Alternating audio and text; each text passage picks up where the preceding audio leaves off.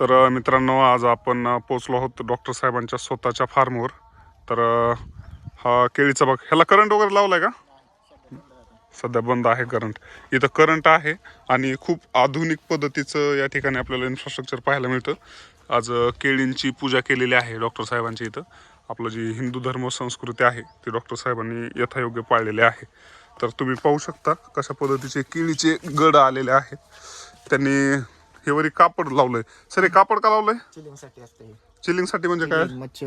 मच्छर बसत नाही, चिलिंग येत नाही.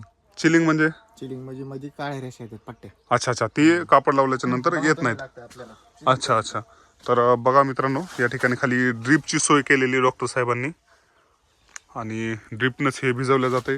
काळी झर जमीन आहे आणि अशा पद्धतीनं केळींची साईज आहे सध्या. आणखी आहे खाली ती महागची केळी. अच्छा, ही पाठीमागून लावलेली केळी आहे. एक नंबरची खाली आपण खाली जाऊ बघा. अच्छा, खाली न एक नंबर आहे. आपली बॅग नेईन का कोणी? CCTV आहे सगळं आहे आपल्याकडे. त्याच्यामुळं काय नेणार नाही कुणी. तर मित्रांनो, खूप चांगली गोष्ट आहे CCTV असल्यामुळं.